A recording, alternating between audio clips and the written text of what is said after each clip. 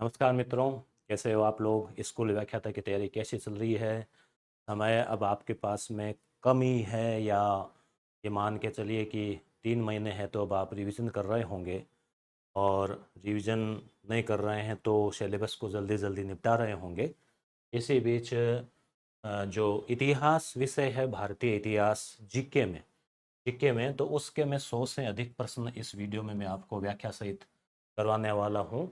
इसमें देखिए, भारतीय इतिहास वाले पार्ट के 5 या 6 प्रश्न जो है वो आते रहते हैं। तो 2011, 2013, 2016, 2018, 2020, 2022 और 2024 में जो संस्कृत विभाग का पेपर हुआ, यहाँ से लेके 2011 तक हम सारे जो क्वेश्चन है व्याख्या सहित, चित्रों सहित हम इस क्लास में करेंगे। तो ये क्लास आपके लिए उपयोगी होगी, क्योंकि हम व्याख्या करेंगे तो निश्चित रूप से उसके आसपास की चीज़ें भी हम देखेंगे। तो एक तरह से आपके सरसरी नज़र से पूरा सिलेबस जो है वो रिकॉल हो जाएगा, रिकवर हो जाएगा। तो हम 2024 से लेते हुए हम 22-20 ऐसे चलेंगे। आप देखेंगे कि 2011 में प्रश्नों का स्तर थोड़ा सरल भी था। आप ये भी चीज़ देखेंगे कि कई प्रश्न बार बार जो है ना रिपीट, या उसके आसपास की चीज़ें रिपीट हो रही है। ये भी आप देखेंगे कि लगभग उसी टाइप के क्वेश्चन बन रहे हैं। ठीक है, तो इसी प्रकार का मैंने एक वीडियो एजुकेशन मैनेजमेंट का भी लगाया था, वो भी आपके द्वारा काफ़ी अच्छा देखा गया, सराहा गया। तो 100 से अधिक प्रश्न इस क्लास में रहने वाले हैं। ठीक है, वैसे 7 एग्जाम हो गए और कुछ जो है व्याख्या सहित है। तो देखो, पहला प्रश्न है, जहांगीरी महल निम्नलिखित में से किस किले में अवस्थित है? तो जहांगीर, मुगल बादशाह है जहांगीर, उसका महल अजमेर के किले में, इलाहाबाद में, लाहौर के किले में, आगरा के किले में। देखिए, कई प्रश्न थोड़े थोड़े विवादित भी होते हैं, परंतु यहाँ आरपीएससी ने जो की में माना है तो उसके अनुसार जो है यहाँ पे आगरा का किला होगा। तो आप ट्रिक याद रख ले में, आगरा का पेठा आपने ज़रूर खाया होगा, और पूरे जहां में प्रसिद्ध है, पूरे जहां में। जहां यानी संसार, तो आगरा जहां। वैसे हालांकि अजमेर में भी जो है एक जहांगीरी महल है, छोटा, परंतु ऐतिहासिक दृष्टि से जो महत्वपूर्ण वो यही है, आगरा वाला। ठीक है, आगे, निम्नलिखित में से कौन सी गतिविधि? तो देखो, जैसे आपके ये प्रश्न कौन से पार्ट से आ गया? मुगल कालीन वास्तुकला से आ गया। अब अगला प्रश्न किससे आ गया? जैसे आप पढ़ते हैं, आपके टॉपिक में है चंद्रशेखर आजाद, भगत सिंह, सुखदेव, राजगुरु, तो ये वहां से हैं। तो क्रांतिकारी गतिविधियां, तो हिंदुस्तान समाजवादी प्रजातंत्र संघ, तो इंग्लिश में HSRA, मैंने आपको क्लासेज में बता रखा है, करवा रखा है। पहले HRA थी, हिंदुस्तान रिपब्लिक एसोसिएशन, फिर भगत सिंह के सुझाव से इसका नाम कर दिया गया सोशलिस्ट, तो HSRA कर दिया गया था, HSRA। और नौजवान सभा को भी इसमें मिला दिया गया था। ठीक है, तो हस्त्र, हस्त्र भी आप याद रख सकते हैं। तो ये जो पार्टी थी, तो इसमें कौन कौन लोग थे? इसमें भगत सिंह थे, चंद्रशेखर आजाद थे, ये कई क्रांतिकारी इसमें, सचिंद्र नाथ सान्याल, ये सब इसमें थे। तो इस संगठन की इसकी गतिविधियां थी, उसमें कौन सी नहीं है?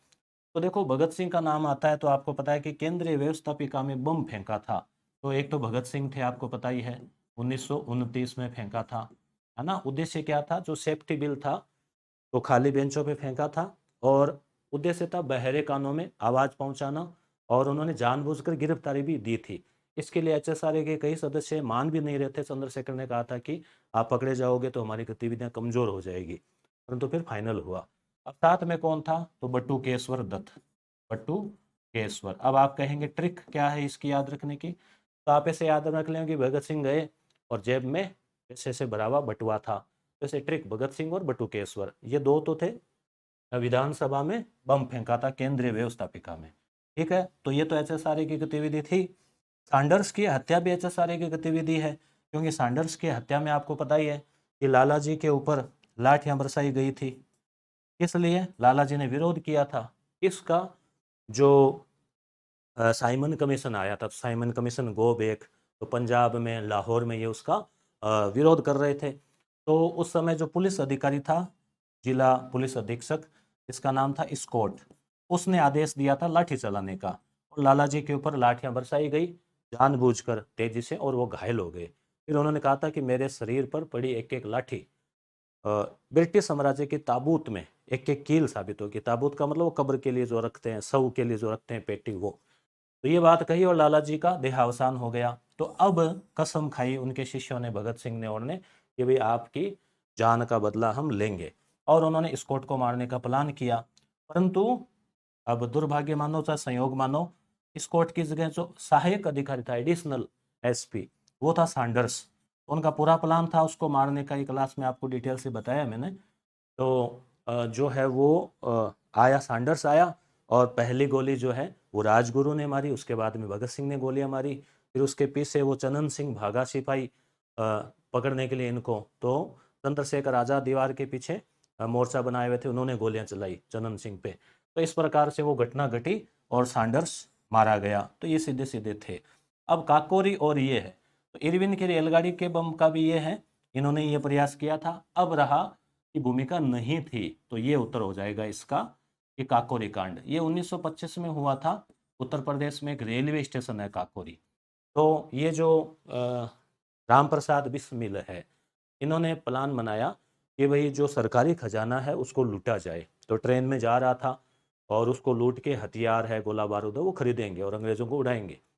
तो हमला किया गया और उसमें फिर बाद में इनको पकड़ भी लिया गया था, जिसमें राम प्रसाद बिस्मिल है, अशफाक उल्ला खान है, और ट्रिपल आर है, राजेंद्र है, रोशन लाहिड़ी है। इन सब को जो है वो पकड़ लिया गया और फांसी पर लटका दिया गया। ठीक है, तो काकोरी कांड में ये सीधा नहीं था हासिल। थोड़ा सा सोचने वाला प्रश्न है ये। निम्न में से कौन आज़ाद हिंद फौज के प्रारंभिक चरण में उससे संबंधित था? तो आज़ाद हिंद फौज का आप नाम सुनते हैं तो सुभाष चंद्र बोस का नाम आपके दिमाग में आता है सीधा सीधा, ये आपके टॉपिक में है। रास बिहारी बोस भी आपके टॉपिक में है। तो अब यहाँ से संबंधित था पूछा है। तो देखो, चंद्रशेखर आज़ाद का तो आपको पता है 1931 में जो है उनके अल्फ्रेड नोबल पार्क में जो है वो मुठभेड़ में इनकी मृत्यु हो गई थी। और वो जो तीनों वीर है, भगत सिंह है, सुखदेव है, राजगुरु है, उनको 23 मार्च 1931 को फांसी पर लटका दिया गया था। अब श्यामजी कृष्ण वर्मा है, तो ये तो वैसे ही लंदन में थे, लंदन हाउस बना रखा था। और आज़ाद हिंद फौज की घटना तो है 1941 की। ठीक है, तो ये तो बहुत पहले वहाँ एक्टिव थे लंदन में। सचिंद्र सान्याल है, तो क्रांतिकारी थे चंद्रशेखर आज़ाद के साथ के। अब बचा क्या, रास बिहारी बोस। तो आपने अगर ये पढ़ रखा है या सुभाष चंद्र बोस पढ़ रखा है तो आप आराम से इस प्रश्न को कर सकते हो। जैसे रास बिहारी बोस है, तो उन्होंने आज़ाद हिंद फौज की स्थापना तो की थी कैप्टन मोहन सिंह ने। ठीक है, मोहन सिंह। उसके बाद में रास बिहारी बोस ने इसी फौज में से एक बनाया था इंडियन नेशनल आर्मी, आर्मी वाला बटालियन, युद्ध के लिए कि वे युद्ध करेंगे। फिर सुभाष चंद्र बोस को बुलाया और वो जर्मनी से गए, जापान पनडुब्बी से, यू बोट 180 190 ऐसा कुछ था उसका, गए और फिर उनको जो है वो सौंप दी कमान और उन्होंने उसका पुनर्गठन किया। और फिर वो जो है वो आईएनए कहलाई और आज़ाद हिंद फौज के नाम से लोकप्रिय हुई। तो रास बिहारी बोस इसमें आ जाएगा। वो घटना थी 1943 की। निम्नलिखित में से कौन सी रचना गुप्त काल में रची गई है? इसमें भी थोड़ा सा विवाद है इस प्रश्न में। तो परंतु यहाँ जो आरपीएससी की है उसमें चंद्र गोमिन की है, ये चांद्र व्याकरण इसको माना है। ठीक है, ये गुप्त काल की है और ये वासकी सौपनवास वदतार ये जो है गुप्तोत्तर काल की मानी है इन्होंने। सरदार वल्लभ भाई पटेल आपके टॉपिक में है, और वल्लभ भाई पटेल के बारे में जो है डिटेल में अगर आप पढ़ते हैं तो आप आराम से इसको प्रश्न को कर सकते हैं, ज़्यादा डिटेल की भी ज़रूरत नहीं है। कई बार क्या है, ये बड़ी बड़ी लाइनें देख के भी आपको घबराना नहीं है, आप चारों ऑप्शन पढ़ा करें और थोड़ा विश्लेषण किया करें। जैसे देखो कि भाई सरदार वल्लभ भाई पटेल ने ऐसे किसी समझौते से इनकार किया जो प्रतिरक्षा और विदेश संबंध भारत सरकार को नहीं सौंपता, कि भाई विदेशी संबंध भारत सरकार के पास होने चाहिए, प्रतिरक्षा का भारत के पास होना चाहिए, तो तभी तो वो पूर्ण स्वराज्य था, नहीं तो डोमिनियन स्टेट था। चलो ये लाइन आपको थोड़ा कंफ्यूज कर रही है, इस पे आप गौर मत करो। अगला, उन्होंने विलय पत्र का प्रारूप तैयार करने में सहयोग किया जो सभी रियासतों को स्वीकार था। अब आपके कंफ्यूजन हो जाए कि भाई सभी को स्वीकार था कि नहीं था, क्या था, परंतु विलय पत्र तो बनाया था। अगला है, वह गवर्नर जनरल के संवैधानिक सलाहकार थे। ये कहीं पढ़ा है क्या आपने कि भाई पटेल गवर्नर जनरल यानी माउंट बेटन है या वेवेल है उनके या पहले कहीं संवैधानिक सलाहकार कैसे रहेंगे? तो अच्छे खासे कांग्रेस के जो है वो कार्यकर्ता थे, नेहरू गांधी जी के सहयोगी थे।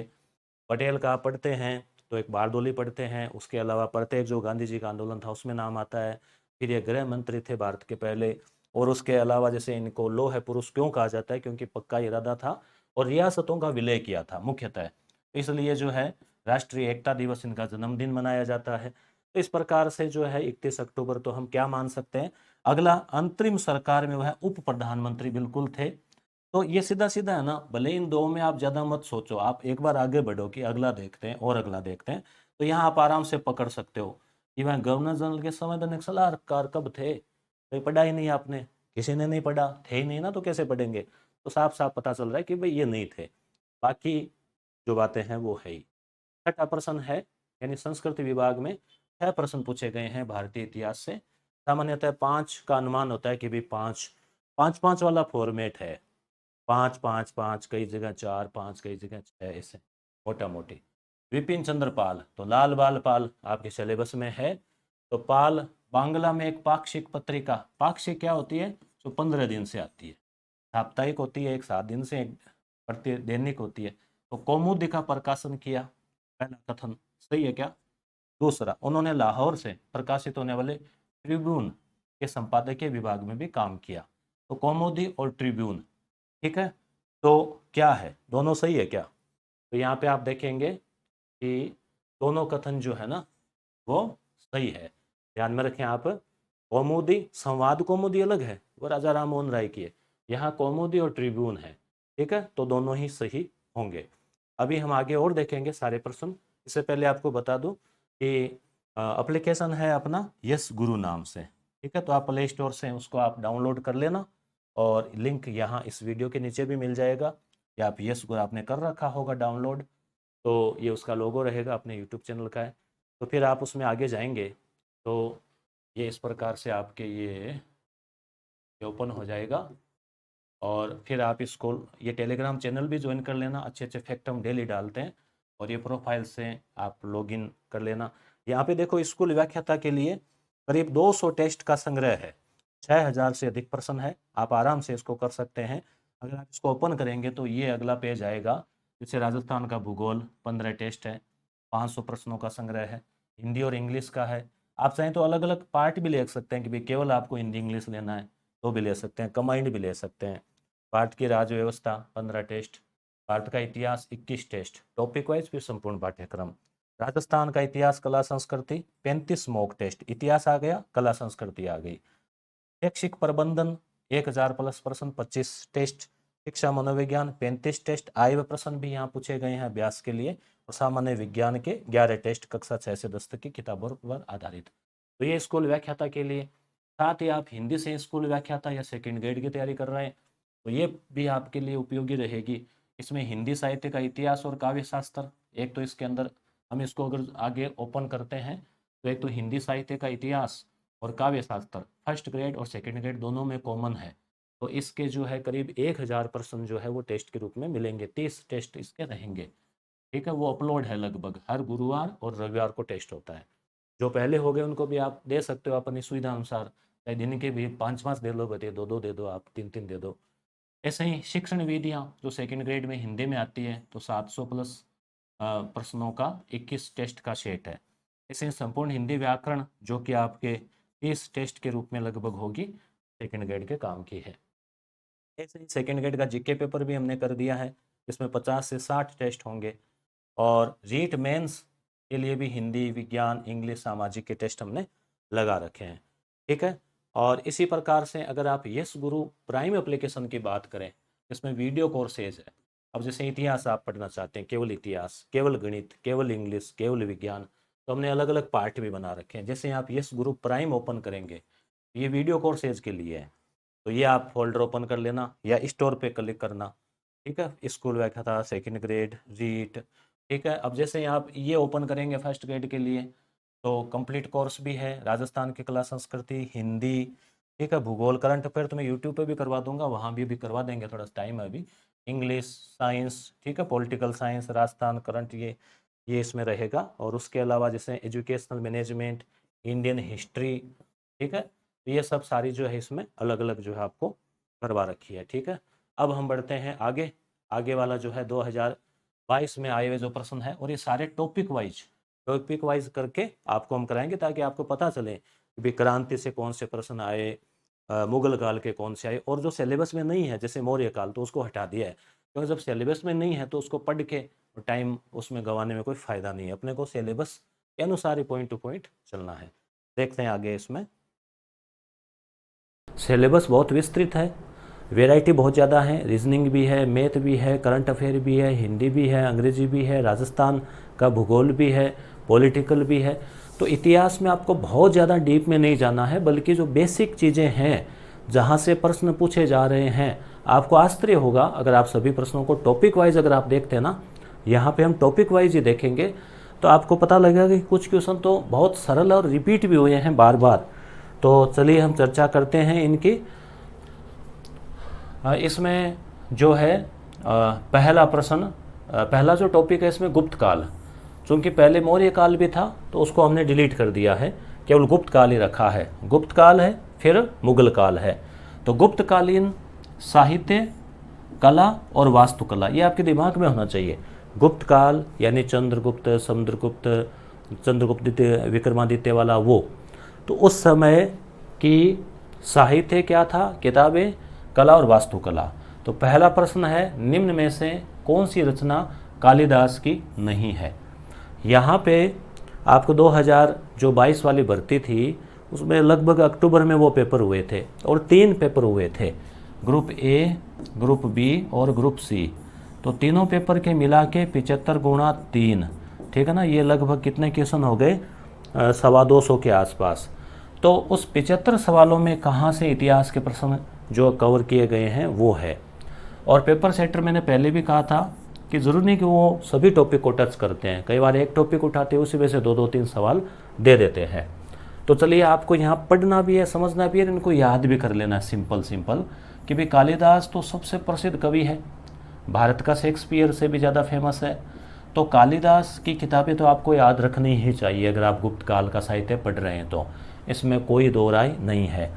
तो ऋतु संहार, कुमार संभव, रघुवंश, ठीक है, मेघदूत, अभिज्ञान शाकुंतलम, विक्रम उर्वशीयम, ये 2 जोड़े हैं, विक्रम उर्वशी, अभिज्ञान शकुंतला। तो ऐसे आपको याद रखना है इसकी किताबें। तो मृच्छकटिकम जो है वो इसकी नहीं है। तो मृच्छकटिकम आपको याद होगा शूद्रक की रचना है, शूद्रक की रचना है। और इसमें जो मौर्य है उनके बारे में भी चर्चा की गई है, उनको निम्न कुल का बताया गया है। तो आपको ये ध्यान में, यहाँ पे इसको ध्यान में रखिए कि ये 2022 में पूछा गया है। अब देखिए अगला प्रश्न क्या था 2022 में ही, मुद्रा राक्षस और देवी चंद्रगुप्तम के रचिता कौन है। तो यहाँ पे जो है अगला प्रश्न है, तो यहाँ पे आप ऑप्शन देखिए कि शूद्रक। अब शूद्रक का आपको पता है कि भाई मृच्छकटिकम है इसकी रचना। तो अब जैसे यहाँ पे टॉपिक वापस टच हो रहा है ना, अब कालिदास आपको पता है कि कालिदास की ये नहीं है। फिर वसुबंधु और विशाखदत्त, तो आपका थोड़ा बहुत भी पढ़ा हुआ है गुप्तकालीन रचनाएं, अगर आप 20-30 किताबें भी याद रख लेते हैं तो आराम से कवर हो जाता है कि जो विशाखदत्त है ना वो उसकी रचना है मुद्रा राक्षस और देवी चंद्रगुप्तम, ठीक है। तो वो मौर्यों वाला इसमें है, वो जो है वो। अगली बात है किरातार्जुनियम किसके द्वारा लिखित है। तो किरातार्जुनियम तो ये भारवी की रचना है, ठीक है। तो अपन भास की है, भारवी की है, सभी की अपन रचनाएं देख लेंगे। आगे मंदिरों का क्वेश्चन, यानी गुप्तकालीन कला। तो कला में मुख्यतः मंदिर जो है, क्योंकि मंदिर अपने को अवशेषों के रूप में गुप्त काल से ही शुरू होते हैं, और गुप्त शासक जो है वो विष्णु के उपासक थे। तो मुख्यतः विष्णु के या फिर शिव के, लक्ष्मण के ये मंदिर मिलते हैं। एक पर्सन ईंटों वाला भी बनता है, ईंटों से बना मंदिर तो आदि।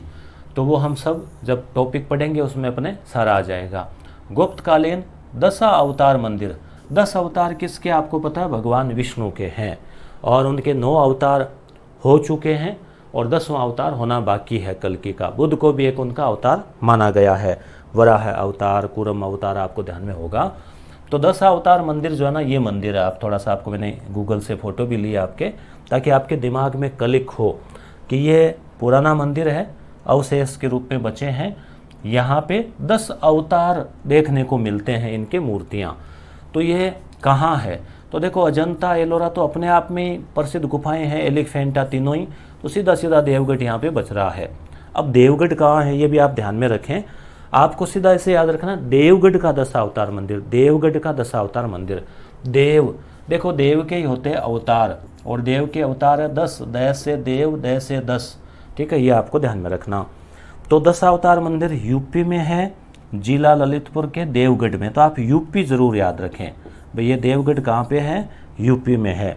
और यूपी में ही जैसे आप देवताओं का स्थान में इलाहाबाद और याद रख सकते हैं, वाराणसी और, तो आपको ध्यान में रह जाएगा।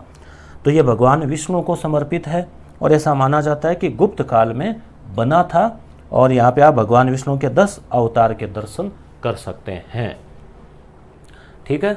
तो ये आप मंदिर ध्यान में रखना। अब अगला प्रश्न देखो, 2022 में ही आया है, जो अलग अलग ग्रुप ABC पेपर है ना, उनमें ये है कि निम्न में से कौन सा नाटक कालिदास का नहीं माना जाता। अब यहाँ पे पुनः देखो कालिदास के नाटक आए हैं, और यहाँ पे थोड़े से ऑप्शन चेंज है, यानी पेपर बनाने वाला ऑप्शन चेंज भी कर रहा है, परंतु प्रश्न वही आया है कालिदास का ही। तो अभिज्ञान शाकुंतलम, मालविका अग्निमित्र, विक्रम उर्वशी, ये तो ग्रुप वाले हैं।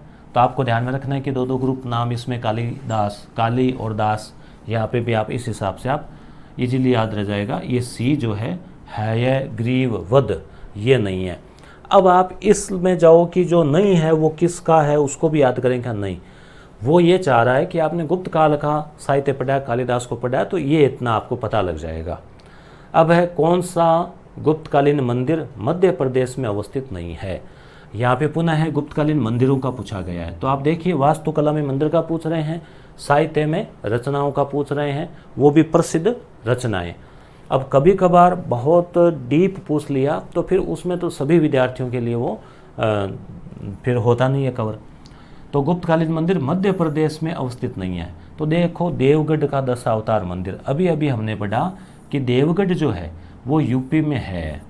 बाकी जैसे टिगवा का विष्णु मंदिर, भूमरा का शिव मंदिर, नचना कुठार का पार्वती मंदिर, ये भी आपको सीधा सीधा रट लेना है। आप अलग से याद नहीं करें कि शिव मंदिर जो वो भूमरा में है, बल्कि आप सीधा बोले भूमरा का शिव मंदिर, भूमरा का शिव मंदिर। वैसे भी भोलेनाथ, तो भय से भोलेनाथ शिव मंदिर। नचना कुठार का पार्वती मंदिर, कई बार ऐसे भी पूछ सकते हैं कि पार्वती मंदिर कहाँ है, ठीक है, तो नचना कुठार। तो ऐसे आपको सीधा देवगढ़ का 10 अवतार मंदिर, ऐसे अगर आपकी लाइन पढ़ी हुई है, रिपीट की हुई है, तो आपको इजीली याद रह जाता है। ऐसे ही आपको किताबों के नाम भी याद रखने चाहिए, शुद्रक की मृच्छकटिकम, इस प्रकार से विशाख दत्त की मुद्रा राक्षस, तो आप ऐसे आपको इजी याद रहेगा। तो ये बाकी जो है देवगढ़ का तो है यूपी में, और ये बाकी तीनों है MP में। ज़्यादातर मंदिर इनके MP में मिले हैं। गुप्त काल का निम्न में से कौन सा मंदिर मध्य प्रदेश में अवस्थित नहीं है। यहाँ भी प्रश्न रिपीट हुआ है 2018 में। देखो ये आया 2020 में, ये आया 2018 में। यहाँ पे आप क्या देख रहे हैं, ऑप्शन थोड़ा सा चेंज है, टिगवा वाला है, देवगढ़ वाला है, नचना भूमरा सेम ही है, फिर तो ऑप्शन भी नहीं है। तो यहाँ पे पुनः बात आ रही है वो का वो प्रश्न रिपीट हुआ है। एक प्रश्न भी अगर रिपीट होता है इनमें से, यानी अपने ये मान लीजिए कि 10 पेज में ये होंगे 70-80, तो 1 या 2 भी होता है तो अपने सीधे 4 नंबर आ रहे हैं। दिक्कत कहाँ है, सीधा सीधा कहीं और ज़्यादा डिटेल में पढ़ के इतना भी आप रटते हैं तो सीधा सीधा फ़ायदा हो रहा है। और यहाँ पे मेन चीज़ ये है कि आपको समझना है कि प्रश्न किस प्रकार के पूछे हैं, तो उसी प्रकार के पूछे जाने हैं पुनः है। अब बात आती है कौन सा ग्रंथ गुप्त काल में रचा गया। यहाँ पे पुनः जो है वो ग्रंथ का आया है। तो यहाँ पे जो है गुप्त काल में रचा गया वृहत कथा, काव्य मीमांसा, अमर कोश और स्वपनवास वदता। तो जब हम अगर पढ़ेंगे चंद्रगुप्त के बारे में, चंद्रगुप्त द्वितीय, विक्रमादित्य, उनके नवरत्नों के बारे में, किताबों के बारे में, तो आपके एकदम क्लियर हो जाएगा कि जो अमर कोश है ये गुप्तकालीन रचना है। बाकी गुप्तकालीन नहीं है, बहुत बाद की है, कोई पहले की भी हो सकती है। तो यहाँ पे है कौन सी संस्कृत रचना गुप्त काल में नहीं रची गई। पुनः है इसी टाइप का क्वेश्चन 18 में देखो रिपीट हुआ। तो यहाँ मंदिरों का पूछा था, रिपीट हुआ, वहाँ पे ये हुआ, क्योंकि वो पेपर 3 बनाते हैं तो वो क्वेश्चन भी इस हिसाब से लेते हैं, फिर उनको अलग अलग में बांट देते हैं। तो गुप्त काल में नहीं रची गई, तो यहाँ पे जो है विक्रमांक, तो यहाँ पे आप देखिए ऋतु संहार सीधी सीधी है कि भैया तो उसके कालिदास की है। कामंदक का नीतिसार, कामसूत्र, ठीक है, ये तो सारे के सारे है ही। विक्रमांक देव जो चरित्र है तो ये विल्हण की रचना है। और विक्रमांक देव चरित्र जो है वो विक्रमादित्य जो षष्ठ जो राजा था ना चालुक्य, उसके दरबार के टाइम की है, तो ये गुप्त काल की नहीं है। सूची फर्स्ट को सूची सेकंड से सुमिलित कीजिए। तो यहाँ पे जो है सूची जो दी गई है उसमें भी पुनः ग्रंथ आए हैं, भारवी, शूद्रक, विशाखदत्त, विष्णु शर्मा। तो विष्णु शर्मा तो एक प्रसिद्ध लेखक रहे हैं और पंचतंत्र इनकी रचना रही है, जिसमें जो जानवर के माध्यम से मान लो लोमड़ी, भालू, हाथी, उनके माध्यम से शिक्षा देने का प्रयास किया गया है। रोचक कहानियाँ है और विश्व की 40 भाषाओं में इसका जो अनुवाद हो चुका है और कहते हैं कि बाइबिल के बाद सबसे ज़्यादा अनुवादित होने वाली ये पुस्तक है। तो विष्णु शर्मा की पंचतंत्र आप याद रखें। अब बाकी आ जाती है विशाख दत्त। तो ये क्वेश्चन आ चुका है कि विशाख दत्त जो है इसकी मुद्रा राक्षस भी है और देवी चंद्रगुप्तम भी है।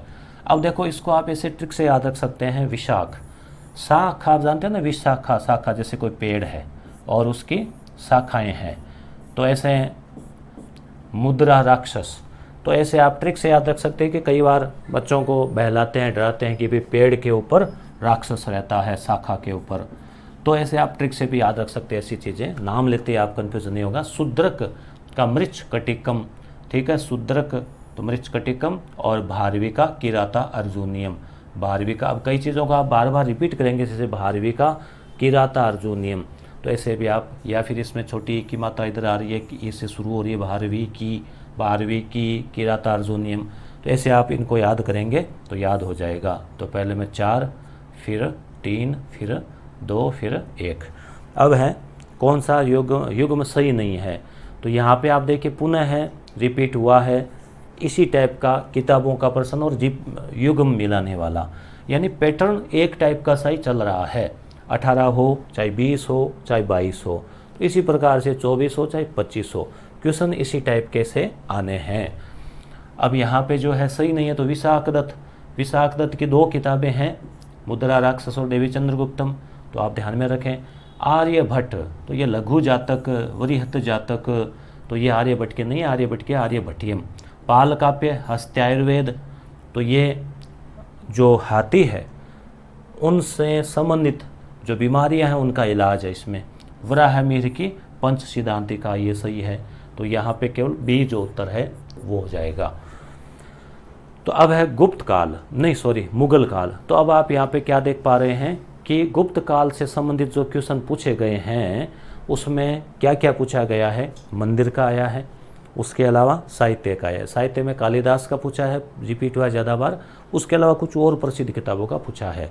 मंदिर में कहाँ पे स्थित है स्थान का पूछ लिया, या फिर अभी इस टाइप के क्वेश्चन भी और पूछे जा सकते हैं, जैसे ईंटों से बना हुआ प्रथम मंदिर है, लक्ष्मण वाला, सिरपुर वाला, या कोई और जो कौन कौन से बने हुए हैं, इस टाइप के कुछ क्वेश्चन और बन सकते हैं। अब बात आती है मुगल काल की, कि मुगल काल के दौरान साहित्य, कला और वास्तुकला का विकास। तो मुगल काल के दौरान जो अगर हम बात करें तो यहाँ पर भी साहित्य, कला और वास्तुकला। तो यहाँ पे देखो पहला प्रश्न जो है 22 का, वह इमारत में गुंबद, दोहरे गुंबद निर्माण की शैली का प्रयोग किया गया है। किस इमारत में? दोहरा गुंबद। दोहरा का मतलब डबल गुंबद। अब ये आप इसमें ध्यान में रखें कि उत्तर है हुमायूं का मकबरा। ये फोटो में लिया है, दिल्ली में है, पहली बात तो ये ध्यान रखना है। और जो ताजमहल है उसका हम इसको पूर्वगामी या प्रेरक कह सकते हैं। आप इसमें देखो ताजमहल वाला सा ही लुक आ रहा है, ताजमहल को यहीं से प्रेरणा मिली थी। अब इसमें ये जो ऊपर जो संरचना है ना, डोम, इसको गुंबद बोलते हैं, ठीक है। तो ये जो गुंबद है, ये दोहरे गुंबद का मतलब क्या हुआ कि इसके अंदर एक गुंबद बना हुआ है और फिर उसको सुंदर बनाने के लिए उसके ऊपर फिर से जो है मार्बल का गुंबद बनाया गया है।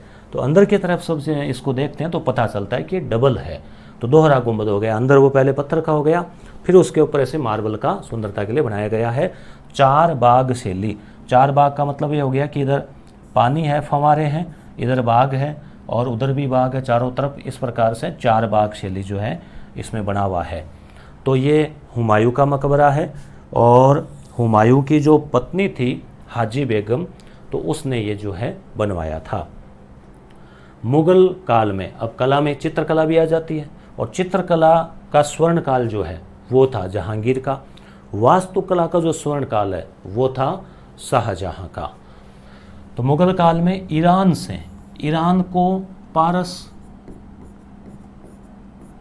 से पर्शिया, ठीक है, पर्शियन कला, ठीक है, पर्शियन, और फारस भी बोलते हैं, पारस भी बोलते हैं। हाथ कंगन को आरसी क्या, पढ़े लिखे को फारसी क्या, तो फारसी, फारस, पारसिया, ईरान, ये सब ईरान के ही नाम है। भारत के उधर पाकिस्तान, पाकिस्तान के उधर पड़ोस साइड में ईरान। तो ईरान में चित्रकार मीर सैयद अली और अब्दुल समद को कौन लाया था? तो ईरान के हुमायूं की है। जब थोड़ी सी हिस्ट्री हम पढ़ते हैं देखते हैं तो वो उस भारत से पलायन भी कर गया था, फिर वो वहाँ दरबार में भी रुका था, ईरान भी गया था।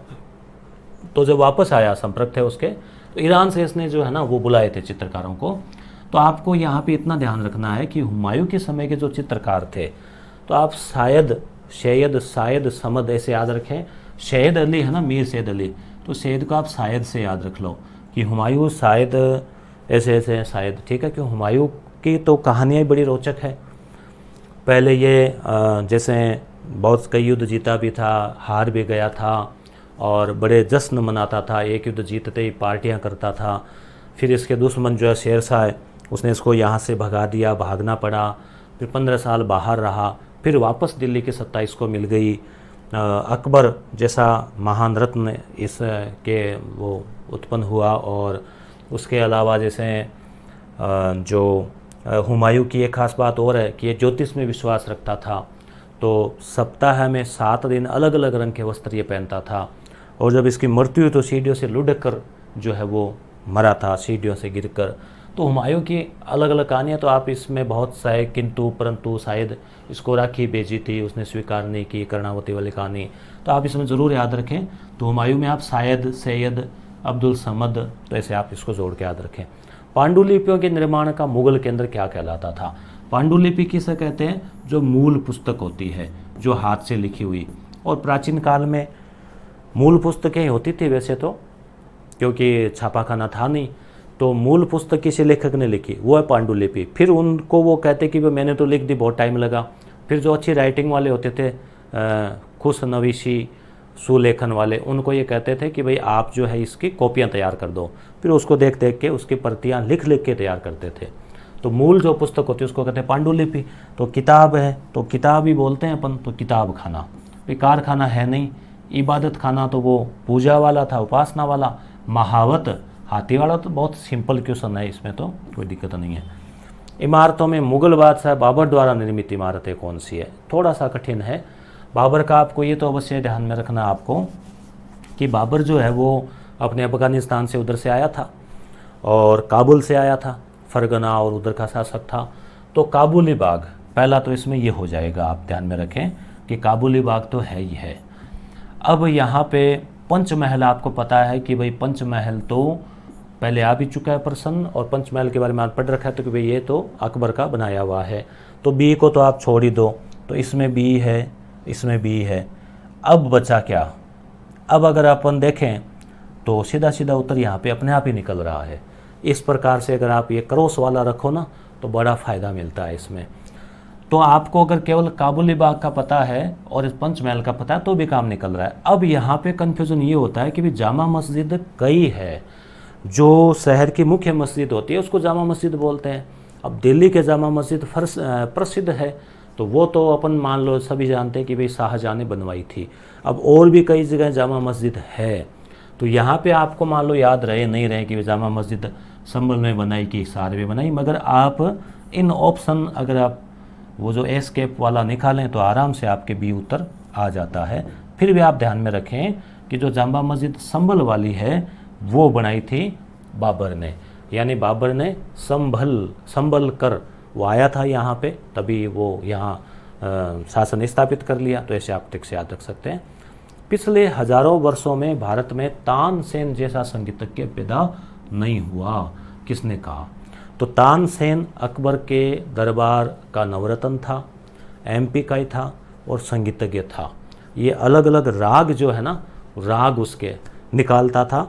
और ऐसे कहते हैं कि इसकी वो सुबह की राग अलग, शाम की राग अलग, और ध्वनि में भी आप पढ़ते हैं ना कदम ताल विज्ञान में कि भाई जो आर्मी की बटालियन है वो पुल के ऊपर से निकलती है तो उसको कदम ताल रुकवा देते हैं। क्यों? क्योंकि ध्वनि की तरंगों से पुल टूट सकता है। ऐसे ही ध्वनि की तरंगों में कमाल होता है, और तानसेन ध्वनि की तरंगों से जो दीपक जल रहे होते हैं महल में वो दीपक बुझा देता था, ऐसा भी कहा जाता है। तो तानसेन जैसा संगीतज्ञ नहीं हुआ, ये किसने कहा? तो ये अबुल फजल ने कहा। अबुल फजल जो है वो अकबर का परम मित्र था, और अबुल फजल और फैजी दो भाई थे, नागौर से बिलोंग करते हैं अपने राजस्थान में, और दोनों ही नवरत्न थे। अबुल फजल ने जो अकबरनामा जो पुस्तक है वो लिखी थी। फारसी भाषा जो ना, आप ध्यान रखना, मुगलों के समय फारसी भाषा जो है वो ही चलती थी, और फारसी भाषा में इसने लिखी। आईने अकबरी भी उसको कहते हैं। अबुल फजल बहुत ताकतवर व्यक्ति था। ऐसे कहते हैं कि रोज़ का वो 22 किलो भोजन जो है वो करता था। अब आप सोच लीजिए कि कितना क्या रहा होगा। अपने तो पाव आधा किलो खाने वाले लोग आज के टाइम में, तो ऐसे कहा जाता है बहुत जो ताकतवर था और विद्वान भी था। तो बहुत सारे जो कथन है वो अबुल फजल के आपको मिलेंगे। इनमें से कौन सा सम्राट अकबर के दरबार में चित्रकारी के उस्ताद थे? तो चित्रकारी जो है, पुनः चित्रकारी का आया है, हुमायूं के समय का आ गया कि भाई ईरान से कौन आए या कौन थे, तो शायद ठीक है, समद। अब है अकबर के समय, तो अकबर के समय भी क्या है भाई, जैसे हुमायूं है तो हुमायूं की मृत्यु हो गई तो उसका बेटा था अकबर, तो चित्रकार तो ऐसा नहीं कि वो भी मर गए तुरंत, तो वो वहाँ रहे दरबार में। तो यहाँ पे इस हिसाब से जो है आपको ध्यान में रखना है कि अब्दुस जो समद है ये अकबर के भी दरबार में रहा। कुछ और भी थे, उसके बारे में आगे पढ़ेंगे। 2 वाक्य दिए गए हैं, उनको पहचानना है, कथन और कारण। ऐसे प्रश्न कई बार तो बहुत सरल होते हैं और कई बार कठिन होते हैं, तो वहाँ आपको थोड़ा सावधानी रखनी है। अधिकांश बार कथन और कारण सही और उसकी व्याख्या करता है, ऐसे प्रश्न भी लगभग होते हैं। इसका आपको तरीका ये होता है कि कथन है कि भक्ति संतों ने, यानी जो कबीर जो थे ना, जितने भी जो है रामदास और जो रामानुजर, उन्होंने आम जनता के मध्य अपनी शिक्षाओं का प्रचार करने के लिए क्षेत्रीय भाषाओं का प्रयोग किया। सही बात है ना? ये भक्ति काल अपन पढ़ते हैं तो उसमें आता है कि उन्होंने क्षेत्रीय मतलब लोकल भाषा, जैसे मान लो मैं मारवाड़ी बोलूँ अगर मेरे आसपास के एरिया में, तो बच्चे आसानी से समझते हैं। तो इन्होंने भी क्षेत्रीय भाषाओं का प्रयोग किया ताकि जनता भक्तों को आराम से समझ में आए। संस्कृत बोलेंगे या आज के टाइम मान लो कोई इंग्लिश टू इंग्लिश बोलेगा तो आम लोगों के समझ में नहीं आएगा, तो वैसे इन्होंने, तो ये एकदम सत्य है। तो पहला कथन सत्य है, से आप राइट का टिक लगा दो। अब ये इसकी व्याख्या, अब दूसरे कथन को पहले आप पढ़ो कि दूसरा भी सही है या गलत है, पहले तो आप ये पढ़ो। अब दूसरा है कि दिल्ली सुल्तानों, दिल्ली के जो सुल्तान थे अलाउद्दीन और वो सब, और मुग़ल शासक थे अकबर बाबर वगैरह, उन्होंने फारसी को अपनी कार्यालयी भाषा बनाया। तो ये आप ध्यान रखना, उनकी जो राजकाज की भाषा थी, जैसे अपने भारत में राजकाज की भाषा हिंदी है और अंग्रेजी भी है, तो वैसे उनके समय जो भाषा थी वो थी फारसी। और आज भी कई शब्द जो है अपने फारसी के राजकाज में चलते हैं। जैसे मान लो नक्शा नवीस, थाने की जो भाषा है नकबजनी, मुस्तगिस, इस्तगासा, बहुत सारी जो भाषा है वो अकबर के समय जो है प्रशासन की एक रूपरेखा बनी। शाहजहाँ ने पहले बनाई, अकबर ने उसको जारी रखा, अंग्रेज़ों ने भी उसको जारी रखा, और आज़ादी के बाद भी कुछ शब्द जो है वैसे के वैसे चल रहे हैं। ठीक है, तो फारसी को अपनी कार्यालयी भाषा बनाया। तो कथन तो दोनों सही है। अब आप यहाँ पे ये देखिए, यहाँ पे आप क्योंकि लगा दीजिए, क्योंकि कि भाई ये जो दूसरे वाला कथन है वो इसी की व्याख्या कर रहा है क्या, कि भाई भक्ति संतों ने क्षेत्रीय भाषाओं में प्रयोग किया क्योंकि दिल्ली सुल्तानों ने फारसी का प्रयोग किया। नहीं, यहाँ पे ऐसा कोई नहीं आ रहा है। यहाँ पे अगर ये होता ना कि क्षेत्रीय भाषाओं में प्रयोग किया क्योंकि आम जनता के लिए संस्कृत भाषा कठिन थी और ये क्षेत्रीय भाषा सरल थी, या फिर यहाँ पे कथन होता क्योंकि उनकी लोकप्रियता जो है वो बहुत ज़्यादा थी, तो इस उससे जुड़ा हुआ होता ना, तब तो इसकी व्याख्या हो जाती। तब तो आप इसका ये करते कि दोनों सही है व्याख्या। यहाँ पे हम ये होगा उत्तर कि ए भी सही है और आर भी सही है, परंतु उसकी व्याख्या नहीं कर रहा है, तो ये बी उत्तर जो है इसका हो जाएगा। औरंगजेब के काल के लेखकों तथा उनकी रचनाओं में कौन सा सुमेलित नहीं है? अब औरंगजेब के समय के जो लेखक है उसमें सुमिलित नहीं है, तो ये तो आपको क्या सीधा थोड़ा रटा हुआ होगा, रिवीजन किया होगा तो हम हो जाएगा। भीमसेन का है नुस्खाए दिल, नुस्खाए जो है दिल खुशा। तो यहाँ पे जो है आपको ध्यान में रखना है कि भाई ये भीमसेन है, इसकी तो है नुस्खाए दिल कुशा। तो देखो जैसे भीम जो है, भीम के तरह बनना है तो कुछ ना कुछ नुस्खा जो है आपको लेना पड़ेगा खाने पीने का। तो ये एक ट्रिक से आप याद रख सकते हो। ईश्वरदास नागर के फतवात आलमगीरी, आलमगीरी औरंगजेब को ही कहते हैं, तो ये फतूहात मतलब फतेह है, विजय। मिर्ज़ा मोहम्मद काजिम की आलमगीर नामा, तो ये आपको दोनों तीनों याद रखनी है, इसको थोड़ा आप रिवीजन कर लेना। उसके बाद में बात आती है अगला क्वेश्चन कि मुग़ल उद्यानों को संसूचित करना है। मुग़ल उद्यान और किसने बनाए? ठीक है, तो आराम बाग, तो ये बाबर का ही है। अब इसका चित्र अगर देखें तो एक टूटी फूटी सी इमारत सी है, जिसका कुछ बचा नहीं है। तो बाबर ने आराम करने के लिए आराम बाग बनाया था, 4 साल यहाँ रहा, भाग दौड़ में टाइम ही नहीं मिला। तो वो जो है आराम बाग जो है वो आगरा में है। ठीक है, उसके बाद में निसात बाग, ये अकबर ने नहीं बनाया, श्रीनगर वाला। शालीमार बाग लाहौर में है, शाहजहाँ ने बनवाया। पिंजौर बाग औरंगजेब ने बनाया। थोड़ा सा कठिन क्वेश्चन हम इसको मान सकते हैं। इसके बाद देखो दोहरे गुंबद वाला पुनः आ गया प्रश्न, तो हुमायूं का मकबरा है। उसके बाद अकबर के काल में पंचतंत्र, तो पंचतंत्र विष्णु शर्मा की रचना है, इसका क्वेश्चन पहले आ चुका है, परंतु रचना गुप्त काल की है। परंतु अकबर के समय क्या हुआ कि प्राचीन ग्रंथों का फारसी भाषा में अनुवाद किया, ताकि जो मुस्लिम है आबादी है उनके भी आसानी से समझ में आ सके और ईरान आदि देशों में भी लोग उसको पढ़ सकें। तो अबुल फजल जो है इसने पंचतंत्र का फारसी भाषा में अनुवाद किया। फिर महाभारत का, रामायण का अनुवाद आदि चीज़ें आदि भी हम पढ़ देखेंगे। किसको जहांगीर ने नादिर उल जमा की उपाधि प्रदान की? देखो जहांगीर खुद प्रसिद्ध चित्र जो है ना चित्रों कला का प्रेमी था, ये इसके दरबार में प्रसिद्ध चित्रकार थे। और जहांगीर इतना कलाकार था, खुद भी पारखी था कि कोई चित्र बनाया है तो उस चित्र को किसने बनाया वो तो वो देख के बता ही देगा। इतना ही नहीं, इस चित्र का आधा भाग किसने बनाया है, ये आधा किसने बनाया है, बैकग्राउंड किसने बनाया है, वो भी ये पहचान के बता देता था कि ये काम इस कारीगर का है, ये काम इस कारीगर का है। तो नादिर उल जमा, तो ये है अबुल हसन, तो जमा हसन जमा, या कैसे भी आप इसको ध्यान रखें, नादिर उल जमा तो है हसन। ठीक है, हसन, या आप हंसने से ऐसे कोई ट्रिक से भी इसको जोड़ सकते हैं।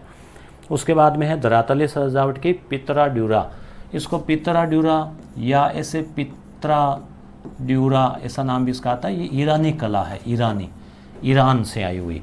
तो इसमें क्या था, इसमें जैसे आपकी भाई सबसे पहले ये कहाँ देखने को मिलती है, तो पहला तो आप इस प्रश्न का उत्तर देख लेवें कि एतमादुद्दौला का मकबरा जो है वो मृत्यु के बाद में या मृत्यु से पहले भी कोई बना के रख सकता है। मृत्यु के बाद में जो एक तरह से ये वो ताजमहल है और वैसे, तो हुमायूं का मकबरा तो उसके जो ऊपर बनाया जाता है।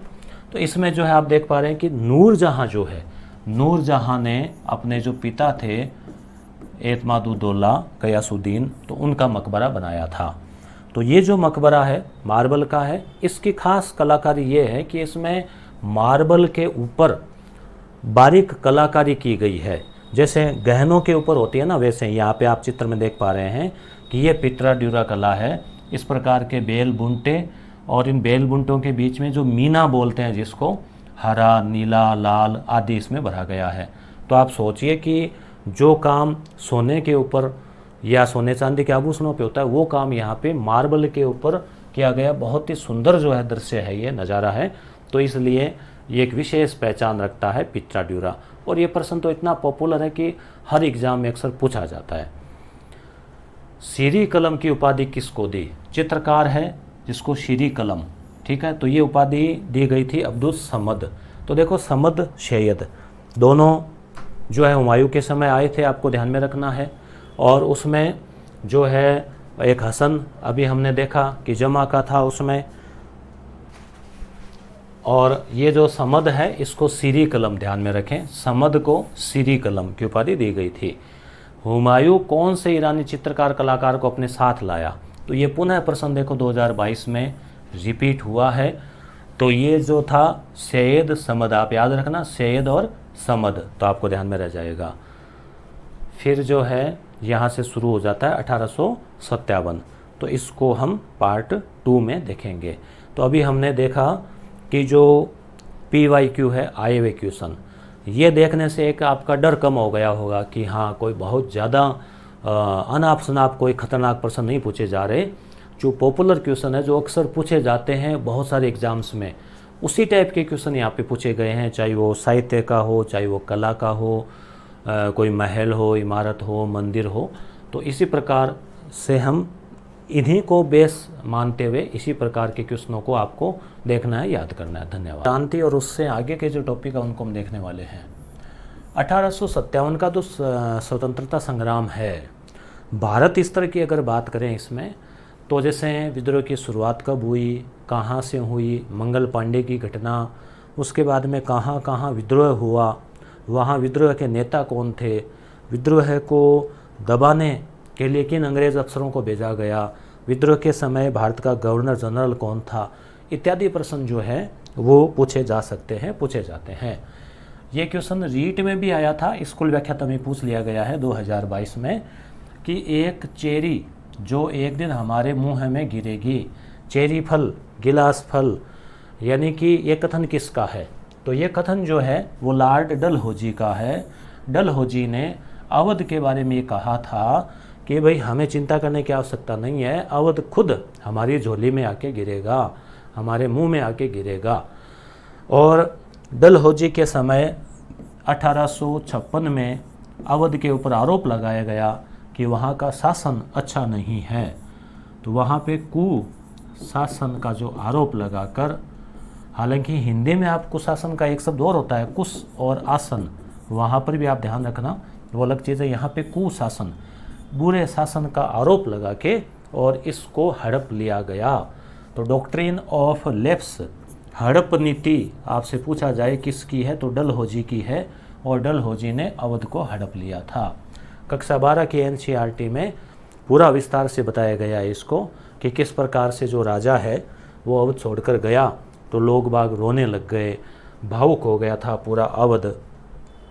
तो 1857 की क्रांति से पूर्व घटना में अवध में जो असंतोष था उसके पीछे भी एक वजह थी कि उसको हड़प लेना।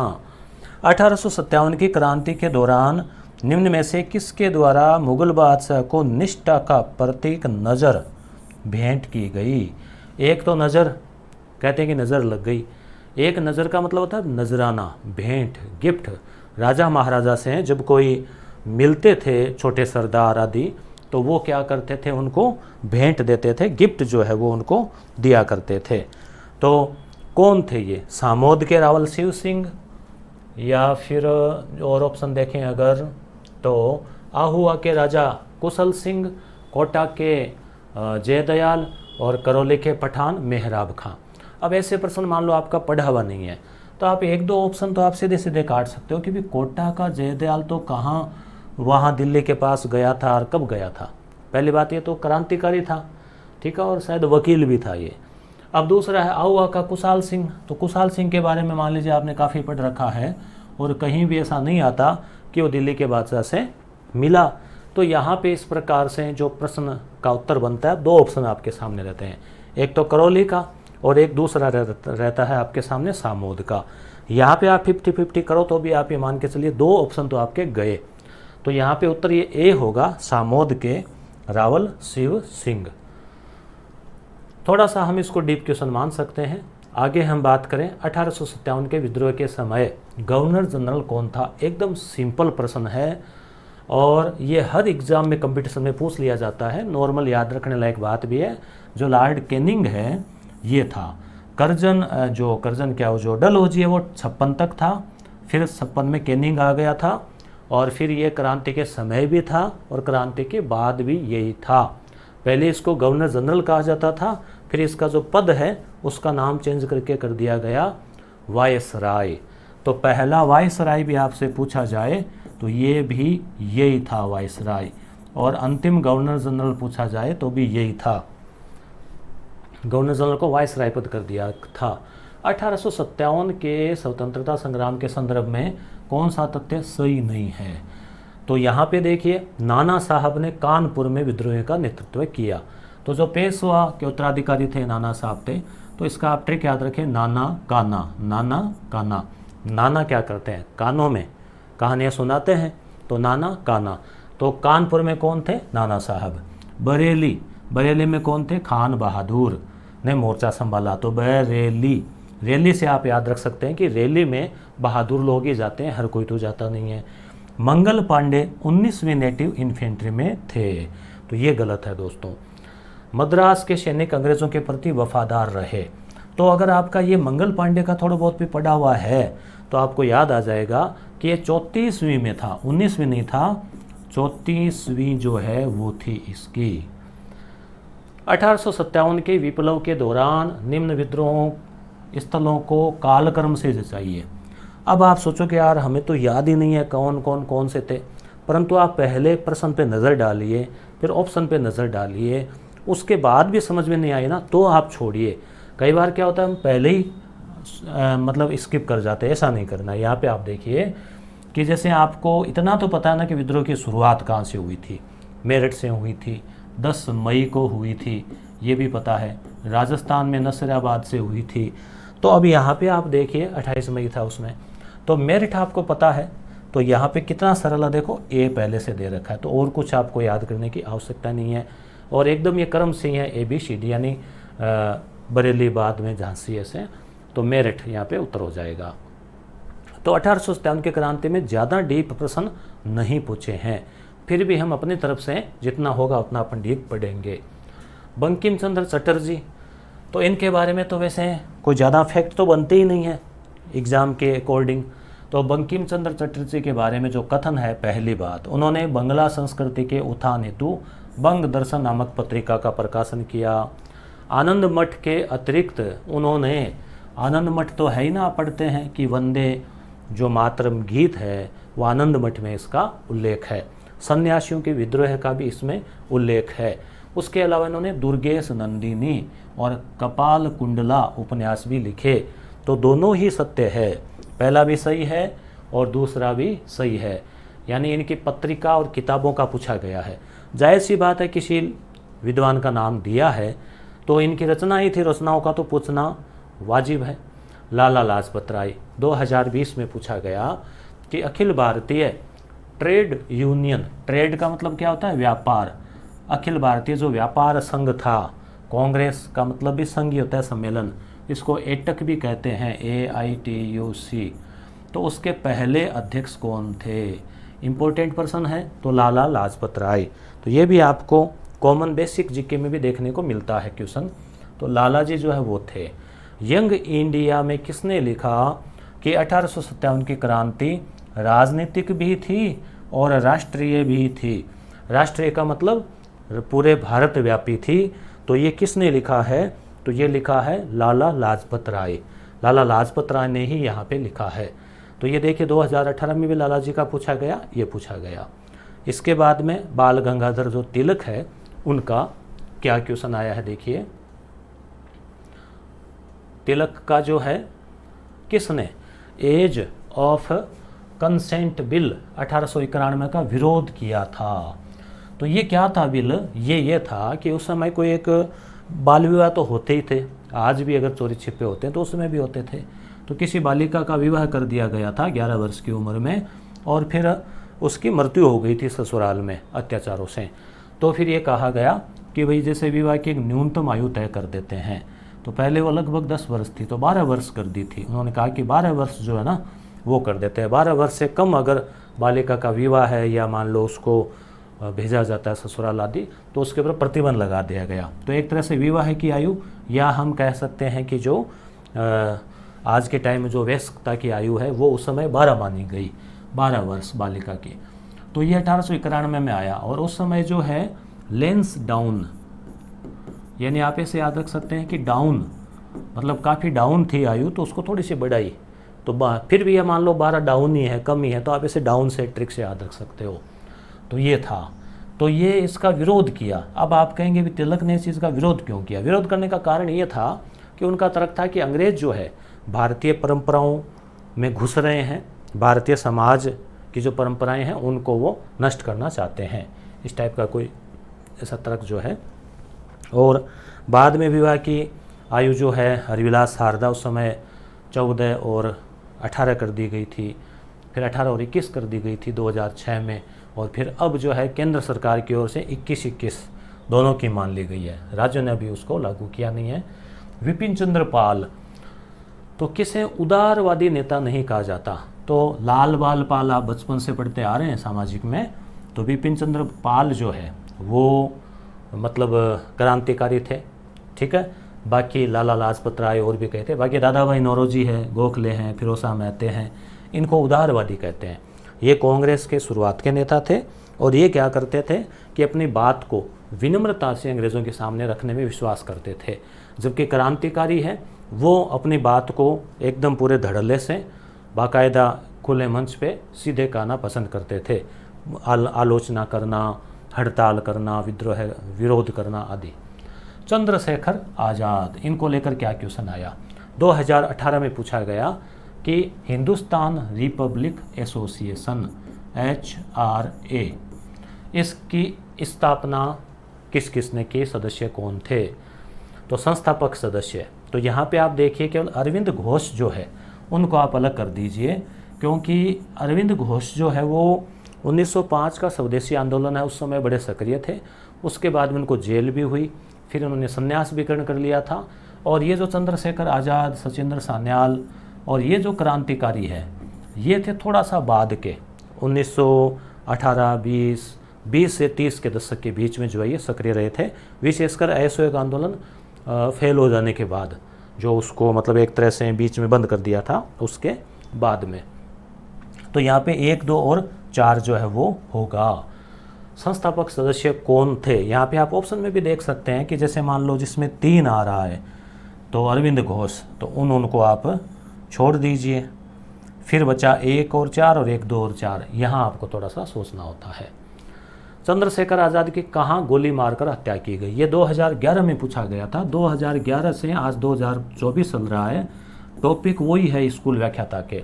11 में भर्ती आई, उस समय शुरुआत में आई थी, तभी हम लोगों ने बैच चलाया था स्कूल व्याख्याता का कोचिंग में ऑफलाइन। उस समय 1-2 हमारे साथी लोग की तैयारी करते थे हमसे, तो वो सेलेक्ट भी हुए थे। तो उस समय ये चीज़ें थी और अभी भी टॉपिक वही चल रहे हैं, कुछ चेंज हुआ है। तो इसको फिर डिलीट कर दिया था, हालांकि डिलीट करने का कारण तो ऐसा कोई इसमें नहीं लग रहा। उसमें इलाहाबाद जो है जिसको प्रयागराज कहा जाता है, तो उसमें अल्फ्रेड नोबल पार्क था, अल्फ्रेड नोबल पार्क। तो उस पार्क में क्या हुआ कि भी इनकी मुठभेड़ हुई, अंग्रेज़ों ने इनको घेर लिया, तो इन्होंने जो है फिर अंग्रेज़ों के हाथों अपने राज उगलने की बजाय इन्होंने खुद को गोली मार ली। भगत सिंह, मैं नास्तिक क्यों हूँ, ये किसने लिखी, ये एक छोटी सी किताब है, शायद 40-50 पेज की एक छोटी पुस्तिका सी है, और इसकी PDF मैंने टेलीग्राम पे भेज भी रखी है। आप टेलीग्राम को खोलना, जो जीके भाई मुकेश डाका, उसमें आप फाइल में आप देख सकते हैं, कभी पढ़ना हो तो पढ़ लेना। नास्तिक क्यों हूँ, मतलब ये ईश्वर में विश्वास नहीं करते थे, और जो जितने भी साम्यवादी हैं वो भी नहीं करते। आप कार्ल मार्क्स के बारे में पढ़ते हैं, कार्ल मार्क्स कहता है कि धर्म जो है वो अफीम की तरह है, मनुष्य को नशे में रखता है, और मनुष्य जो है अपने दुख दर्द है उनको ये मान लेता है कि भाई हमारे तो किस्मत में ऐसा लिखा हुआ, ऊपर वाले की मर्जी है, ऐसा करके व्यक्ति कोई चेंज नहीं करता। वो कहते हैं कि जो श्रमिकों का शोषण हो रहा है तो वो उन्होंने स्वीकार कर लिया है, जबकि धर्म के नाम पे उनको बरगला दिया जाता है, जबकि वो चाहें तो क्रांति कर सकते हैं, ऐसा कुछ था। अब भगत सिंह जो है वो भी काफ़ी तर्क देते हैं कि भाई वो नास्तिक क्यों है, और इस प्रकार से किताब किसकी है, भगत सिंह की है।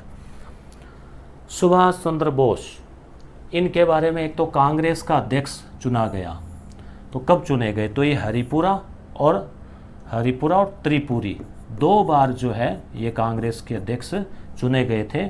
जवाहरलाल नेहरू जो है वो भी 2 बार लखनऊ और फैजाबाद कांग्रेस के अध्यक्ष चुने गए थे। तो यहाँ पे हम देख पा रहे हैं कि 1936 के बाद में क्या है, युवाओं का बोलबाला हो गया। पहले नेहरू जी आए, फिर सुभाष चंद्र बोस आए, फिर त्रिपुरी वाले में क्या हुआ था कि इनकी महात्मा गांधी जी से थोड़ी नाराज़गी हो गई थी, फिर इन्होंने त्यागपत्र ही दे दिया अध्यक्ष पद से। कौन सा सत्य है? CR दास, देश बंधु चित्तरंजन दास, देश बंधु कहा जाता है इनको, और ये सुभाष चंद्र बोस के राजनीतिक गुरु भी माने जाते हैं। उन्हें नेशनल कॉलेज का प्राचार्य नियुक्त किया। ठीक है, तो यहाँ पे दूसरा, कलकत्ता नगर निगम के कार्यकारी अधिकारी भी रहे। CEO होते ना, नगर परिषद, नगर निगम, वो भी रहे सुभाष बोस। कालांतर में वे कलकत्ता नगर निगम के महापौर चुने गए, चुनाव भी लड़े। 1939 में उन्होंने कांग्रेस में फॉरवर्ड ब्लॉक का गठन किया। अभी हमने जिक्र किया था कि 1939 में जो त्रिपुरी सम्मेलन था और हरिपुरा त्रिपुरी, फिर वो क्या हुआ था कि सुभाष चंद्र बोस ने पट्टाभी सीतारामैया जो है उनको चुनाव हराया था। किसका? अध्यक्ष का। कांग्रेस के अंदर ही हर साल अध्यक्ष चुना जाता है, उन्हीं के सदस्यों में से वोट लग के। तो उनके सामने चुनाव लड़ रहा था पट्टाभी सीतारामैया, तो उनको हरा दिया था। वो गांधी जी की तरफ से उम्मीदवार था। तो गांधी जी ने कहा कि पट्टाभी सीतारामैया की हार मेरी हार है। फिर कांग्रेस के अंदर गुटबाजी होने लगी। तो बोस को लगा कि भाई यहाँ पे जो है उनकी जो मान लीजिए जो पॉलिसी है या वो जो करना चाहते हैं वो नहीं कर पा रहे हैं, तो उन्होंने फिर त्यागपत्र ही दे दिया और अपने जो समर्थक थे उनके साथ में फॉरवर्ड ब्लॉक का गठन किया। बोस ये चाहते थे कि देश को आज़ादी जो है वो जल्दी मिले, और इस प्रकार के जो अनुनय विनय है या मान लीजिए जो छोटे मोटे आंदोलन हैं उनसे होने वाला नहीं है कुछ। तो यहाँ पे क्या हो जाएगा? चारों ही सही है। मैं ईश्वर की पवित्र सौगंध खाकर कहता हूँ कि भारत और उसके 48 करोड़, उस समय देखो 48 थे और आज 144 करोड़ है। ठीक है, यानी हम 104 करोड़ आज़ादी के बाद में बढ़ गए हैं। तो ये कथन किसका है सौगंध खाने वाला? तो ये सुभाष बोस का ही है। उन्होंने कहा था तुम मुझे खून दो, मैं तुम्हें आज़ादी दूंगा। खून देने का तात्पर्य है बलिदान, बलिदान देने के लिए तैयार होना पड़ेगा। कांग्रेस के किस अधिवेशन की अध्यक्षता सुभाष चंद्र बोस ने की थी? तो हरिपुरा और त्रिपुरी। ये देखो 2016 में पूछा। तो बात क्या हुई कि सुभाष बोस के बारे में कांग्रेस के अध्यक्ष का पूछ लिया 2 बार अलग अलग, और उसके अलावा 1-2 कोई और बातें पूछ ली। बाकी और भी कई प्रश्न इनके लेकर बन सकते हैं, कुछ इनके कथन बन सकते हैं, तो वो सब हम इनमें पढ़ लेंगे। सुभाष बोस जो है भारतीय राष्ट्रीय कांग्रेस के अध्यक्ष कितनी बार रहे?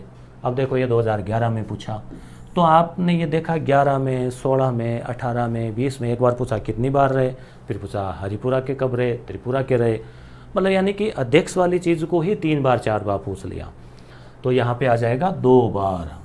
ठीक है, त्रिपुरा, हरिपुरा और त्रिपुरी 38 और 39, और 39 वाले में ना त्यागपत्र दे दिया।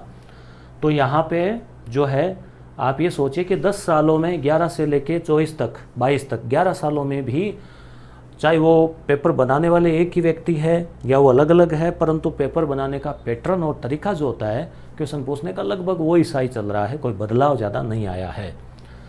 तो ये पुराने क्वेश्चन अपन पढ़ते हैं, देखते हैं, तो एक ये भी चीज़, बड़ी चीज़ जो होती है वो समझ में आती है। नहीं अपन अंधे होके कुछ भी पढ़ते रहते हैं, उसमें ज़्यादा फायदा नहीं हो पाता। राजा राम मोहन राय, तो इनका सती प्रथा का आप जानते हैं, इनकी किताबों का अक्सर प्रश्न पूछा जाता है, किताब पत्र और पत्रिकाएं। तो स्पेनिश अमेरिका में क्रांति की सफलता से खुश होकर किस भारतीय समाज सुधारक ने सार्वजनिक भोज, तो जो क्रांति हुई थी स्पेन में उससे ये खुश हुए थे, क्योंकि ये पढ़े लिखे थे, अंग्रेजी जानते थे, अखबार पढ़ते थे, विदेशी घटनाएं पढ़ते थे, रेडियो सुनते होंगे। तो फिर क्या है कि इन्होंने जो है भारत में भी खुशी मनाई, दावत दी, और लोग उस समय इतना कुछ जानते ही नहीं थे कि भाई ये क्या है, आज किस चीज़ का जीवन है, कि भाई ये इस चीज़ का है। ठीक है, तो इस चीज़ की भी देखो इन्होंने पार्टी दी। कौन सा कथन राजा राम मोहन राय के बारे में सत्य नहीं है? उन्होंने the precept of Jesus, Jesus जो ईसा मसीह है, the guide to peace and happiness, शांति, खुशी, आज भी शांति, खुशी, इसके लिए योगा करते हैं लोग। तो ये एक शीर्षक इन्होंने किताब लिखी। उन्होंने इंडियन रिफॉर्म एसोसिएशन की स्थापना की।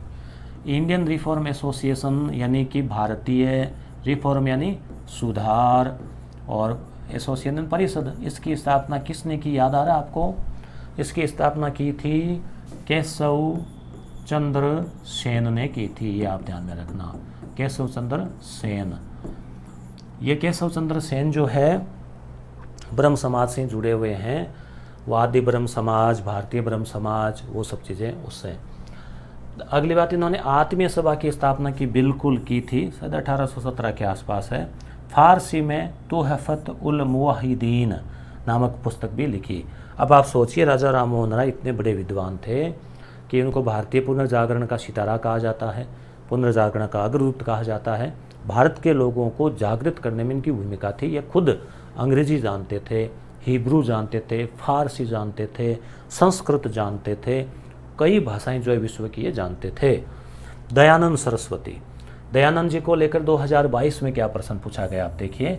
विदेशी शासन कितना भी अच्छा क्यों ना हो, कितना भी बढ़िया हो, स्वराज्य की बराबरी नहीं कर सकता। कितनी शानदार बात कही।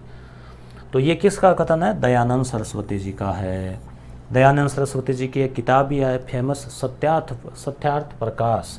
आप ज़रूर पढ़ना। आप ये सोचते हो कि नौकरी लगने के बाद पढ़ेंगे, कई कई चीज़ें आप साथ साथ भी पढ़ सकते हो। जैसे आप किताब ले आए और सप्ताह में 2 दिन 3 दिन आधे आधे घंटा आप अलग से भी किताबें थोड़ी थोड़ी पढ़ा करें। सर्विस लगने के बाद तो खैर पढ़ ही लेना। तो सत्यार्थ प्रकाश, तो ये जो किताब है मैंने पढ़ी है, मेरे पास है, अच्छी किताब है। अंधविश्वास दूर हो जाएंगे आपके बहुत सारे, और सभी धर्मों की बातों को, सार को प्रकट किया गया है। तो ये किताब जो है इन्होंने अपने उदयपुर जो है ना राजस्थान में, वहाँ पे बैठकर इन्होंने लिखी थी। राजस्थान इनका आना जाना होता रहता था। तो आप सोचिए कि उदयपुर है, हरियाली है, चारों ओर पेड़ पौधे हैं, पहाड़ी इलाका, वहाँ बैठ के आराम से लिखी।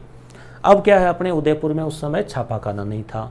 लिख तो लिख कि भाई छपाएं, तो कहा चलो अजमेर चलते हैं। और अजमेर में क्या है, प्रेस थी उस समय, छापाखाना था, तो उन्होंने वहाँ से उस किताब को छपवा ली। ठीक है, तो ये दयानंद जी की बात हो गई। और दयानंद जी ने फिर क्या है कि पहले वो संस्कृत में देते थे भाषण, फिर उन्होंने हिंदी में देने शुरू कर दिए। क्यों? क्योंकि इनका नाम था मूल शंकर। तो इन्होंने क्या हुआ कि भाई संस्कृत तो आम लोगों की भाषा नहीं थी ना, तो इसलिए। तो किसके सुझाव से? तो केशव चंद्र सेन। तो अभी अभी अपने केशव चंद्र सेन के अपने चर्चा की थी, वो उसमें भारतीय वो रिफॉर्म एसोसिएशन में। तो इनके सुझाव से इन्होंने हिंदी में, एक अपन बोलते हैं नमस्कार, नमस्ते, तो ये शब्द भी इन्होंने कि भाई नमः है, हम अगले को नमन कर रहे हैं, तो नमस्कार, नमस्ते, ये शब्द भी दयानंद जी का दिया हुआ है। कहाँ और कब आर्य समाज की स्थापना हुई? तो आर्य समाज आज भी चलता है। कई लोग आर्य समाजी होते हैं, वो सामान्यतः कई परंपराओं को नहीं मानते, मूर्ति पूजा को नहीं मानते, और जो कई रीति रिवाज है उनको भी वो नहीं मानते, मृत्यु भोज से लेके कुछ और रीति रिवाज। और आर्य समाज में आप तो कई बार ये पढ़ते होंगे कि उसने विवाह किया और अखबार में आता है कि आर्य समाज में शादी कर ली थी। तो आजकल तो आर्य समाज जो है उसको लेकर यूँ, परंतु और भी इसका महत्व है, आप इसको समझिए, बहुत बड़ी विचारधारा है। तो आर्य समाज जो है, इसका कारण ये होता है कि उसकी जो शादी होती है ना वो मान्य होती है, कानूनन मान्यता दे रखी है। क्योंकि आर्य समाज अंतर्जातीय विवाह में भी विश्वास करता था। और इन्होंने कहा था वेदों की ओर लौटो, जो ज्ञान है ना वो वेदों में है पूरा। तो कहाँ पे हुई थी? बम्बई में। बॉम्बे आजकल फिल्म स्टार रहते हैं वहाँ, 1875 में। अब देखो 2018 में पूछा गया कि पहली बार किसने स्वराज्य शब्द का प्रयोग किया? तो अपना राज्य सबसे अच्छा है। फिर हिंदी भाषा को राष्ट्रभाषा स्वीकार किया कि भाई हिंदी भाषा जो है उसमें जो है अपनी होनी चाहिए। तो ये बात जो है वो उस समय की है, तब भी देखो दयानंद सरस्वती जी ने ये बात कह दी थी। और हिंदी दिवस 14 सितंबर को मनाया जाता है, और विश्व हिंदी दिवस 10 जनवरी को मनाया जाता है। अनुच्छेद 343 में अपने वो है ही हिंदी को राजभाषा। दयानंद सरस्वती ने जो सत्यार्थ प्रकाश है, प्रकाशन कहाँ हुआ? ये 2016 में, जिस भर्ती में हम लगे थे, मेरा सिलेक्शन हुआ था, उसमें आया था। फिर इसको इन्होंने डिलीट कर दिया। प्रकाशन कहाँ हुआ? तो हालांकि यहाँ पे देखो उदयपुर में लिखी गई और अजमेर में प्रकाशन हुआ, फिर भी वो तर्क वर्क दिए लोगों ने, कुछ और किया, तो फिर इसको डिलीट कर दिया। विदेशी शासन कितना भी अच्छा क्यों ना हो, वह स्वराज की बराबरी नहीं कर सकता। देखो 2011 में हूबहू पूछा, और 2022 में ठीक 11 साल बाद ये का ये प्रश्न फिर से पूछा गया है। आप देख लीजिए, इधर ये रहा और इधर ये रहा। बस केवल साल का फ़र्क है, 11 साल का। 11 साल में लोग लग के प्रिंसिपल तक बन गए। क्वेश्चन तो वो के वही रहने हैं, क्योंकि दयानंद जी सरस्वती जैसे व्यक्तित्व ऐतिहासिक है, तो कुछ क्वेश्चन तो क्या पॉपुलर फेवरेट होते हैं एग्जामिनर के, सीधे वही उठाता है। अब आप कहेंगे इतने सरल है, फिर सरल का कारण ये हो गया कि वेराइटी ज़्यादा है ना। इतिहास में आपको कई टॉपिक पढ़ने हैं, फिर और भी सब्जेक्ट पढ़ने हैं, उस हिसाब से फिर क्या होता है कि जो मेरिट है वो कम होती जाती है। तो दयानंद सरस्वती। अब है विवेकानंद जी। विवेकानंद का आप जानते हैं कि एक तो उन्होंने रामकृष्ण मिशन की स्थापना की थी, रामकृष्ण उनके गुरु थे। तो 1897 एक ही अमेरिका गए थे। तो कहाँ गए थे अमेरिका में, पूछ लिया जाता है कई बार कि भाई न्यूयॉर्क गए, कहाँ गए, तो गो गए, अमेरिका गए, है ना। Vivekananda ji go to America, गो तो शिकागो, तो ये आपको याद रखना, शिकागो में गए। और कब गए, तो ये ऐसा ही एग्जाम में बेसा के साथ क्वेश्चन पूछा हुआ है बहुत पहले, तो 2022 में भी ये आया।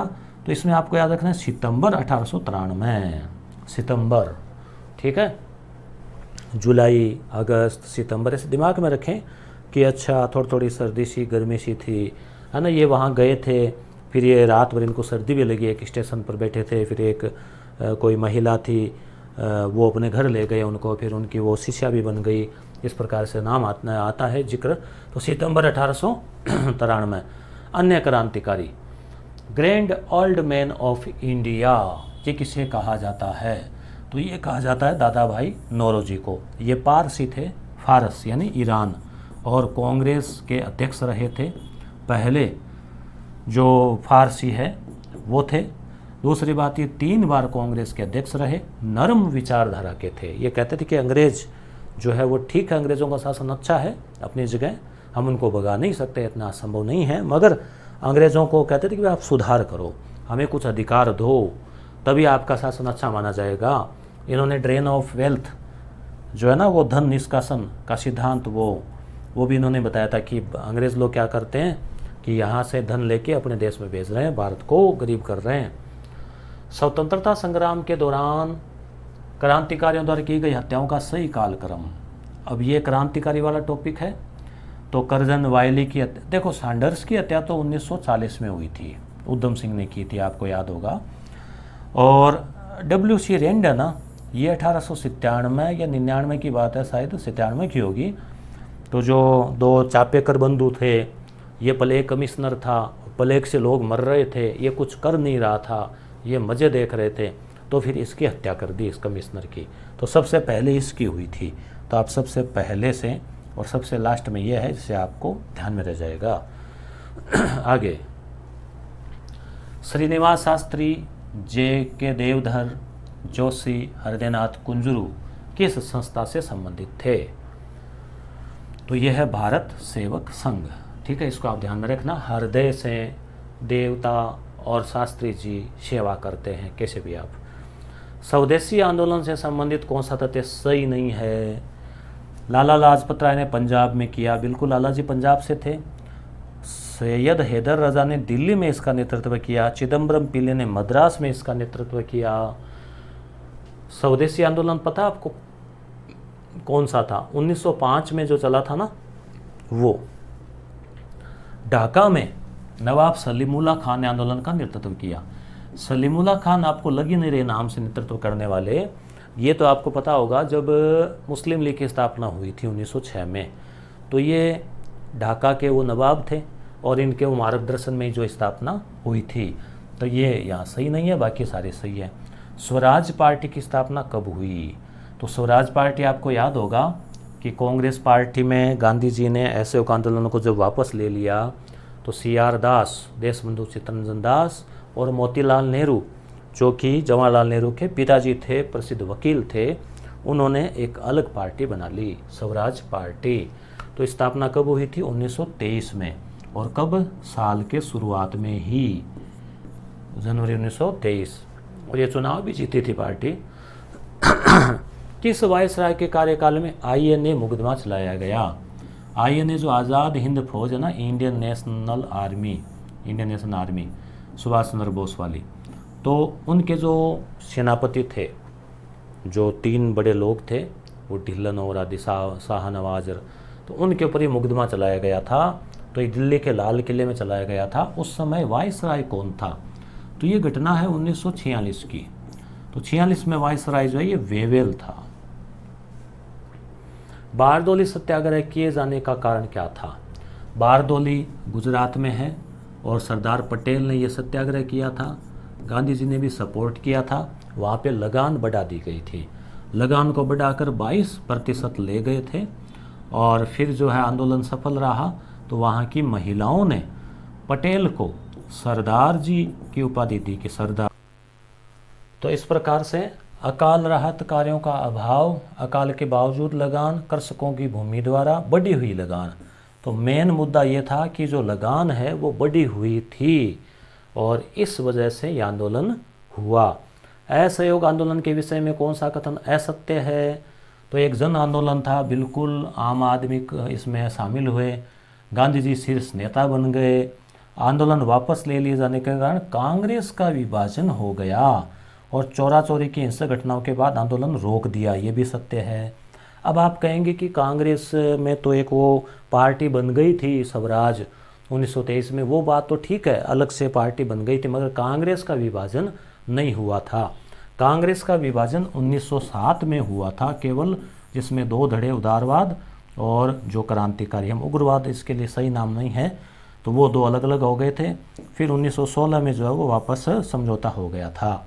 तो ये सी जो है वो नहीं होगा। भारतीय राष्ट्रीय कांग्रेस के प्रथम 20 वर्ष में इसका अध्यक्ष 3 बार बना। देखो प्रथम 20 वर्ष का मतलब हुआ कि 1885 से लेके और 1904 तक, ये तो 20 वर्ष होते हैं। 1985 से 5 तक तो हो जाते हैं 21 साल।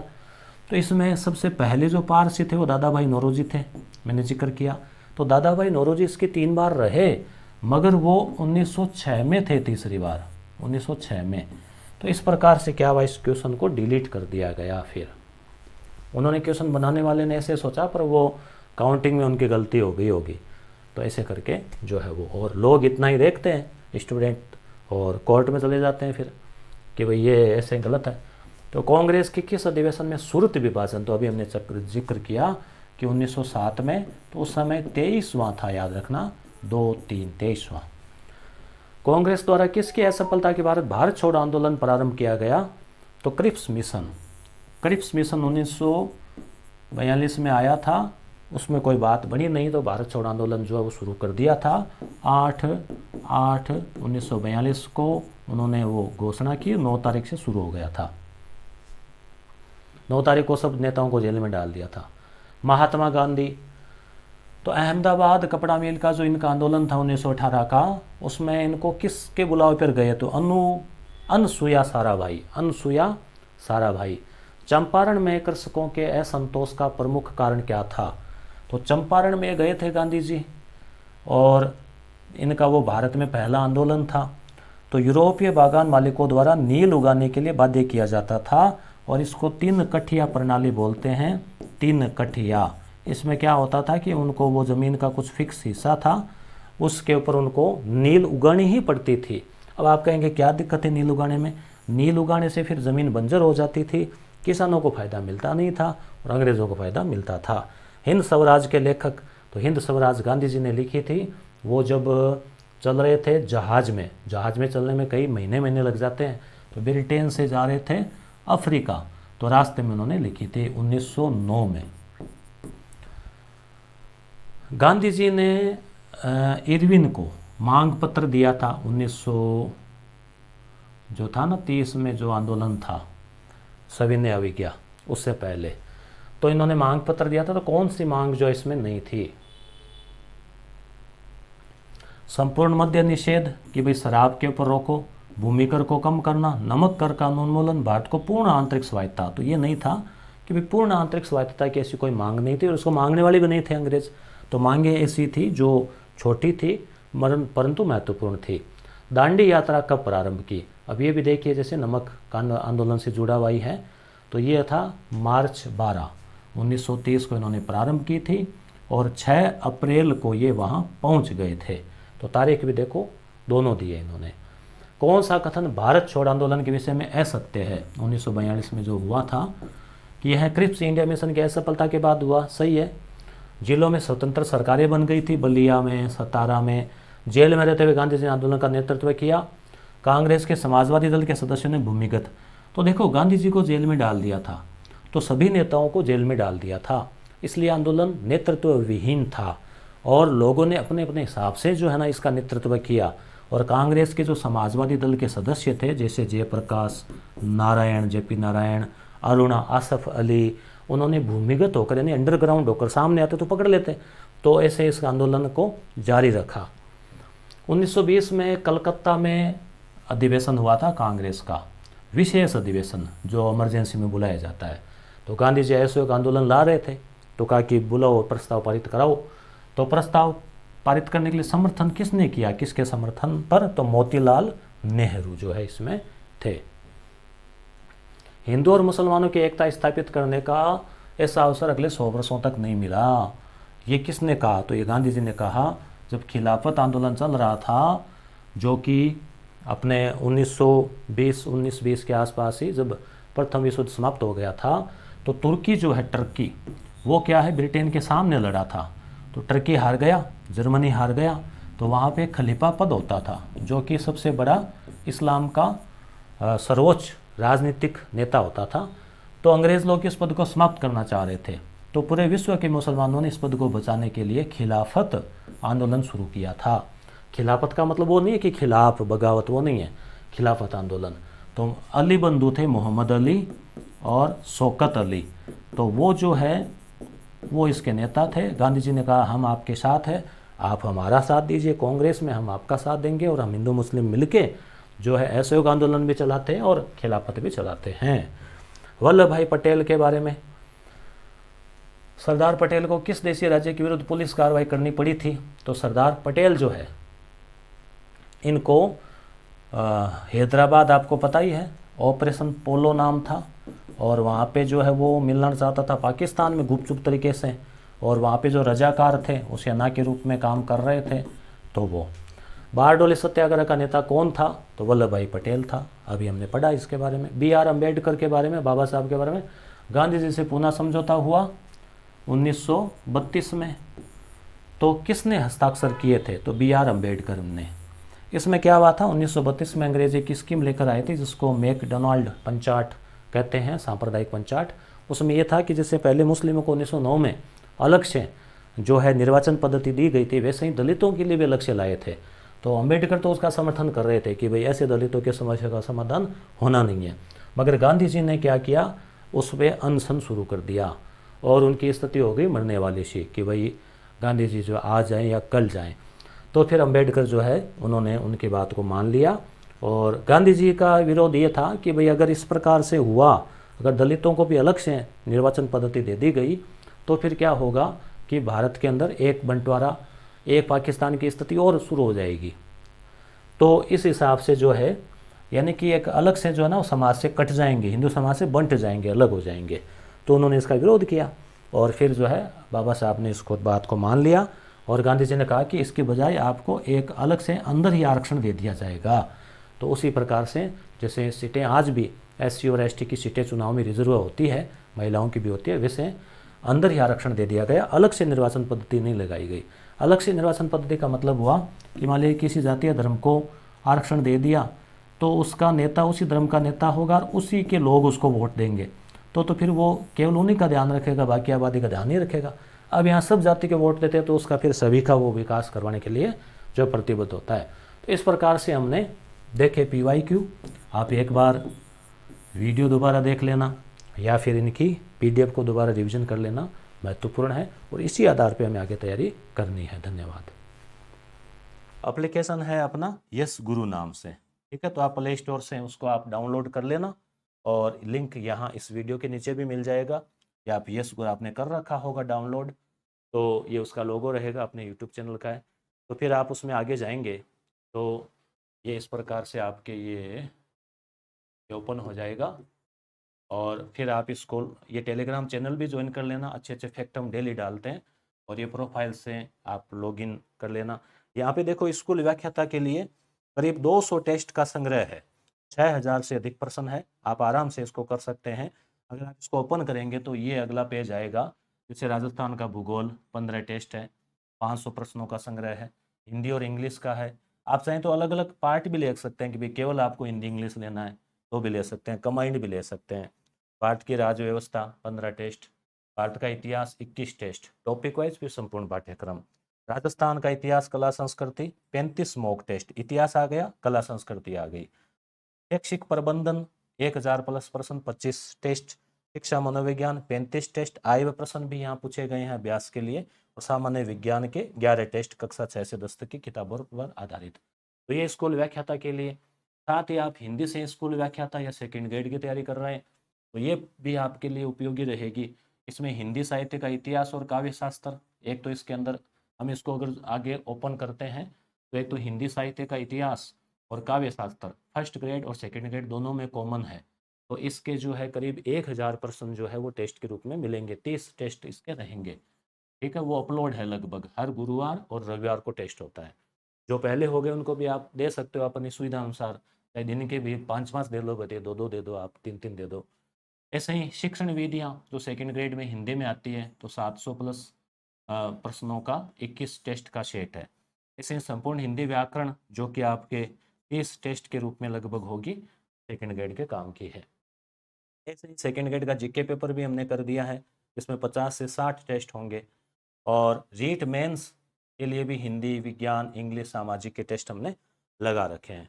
ठीक है, और इसी प्रकार से अगर आप यस गुरु प्राइम एप्लीकेशन की बात करें, इसमें वीडियो कोर्सेज है। अब जैसे इतिहास आप पढ़ना चाहते हैं, केवल इतिहास, केवल गणित, केवल इंग्लिश, केवल विज्ञान, तो हमने अलग अलग पार्ट भी बना रखे हैं। जैसे आप यस गुरु प्राइम ओपन करेंगे, ये वीडियो कोर्सेज के लिए है, तो ये आप फोल्डर ओपन कर लेना या स्टोर पे क्लिक करना। ठीक है, स्कूल व्याख्याता, सेकंड ग्रेड, रीट। ठीक है, अब जैसे आप ये ओपन करेंगे फर्स्ट ग्रेड के लिए तो कंप्लीट कोर्स भी है, राजस्थान की कला संस्कृति, हिंदी, ठीक है, भूगोल, करंट अफेयर तो मैं यूट्यूब पे भी करवा दूंगा, वहाँ भी करवा देंगे, थोड़ा टाइम है अभी।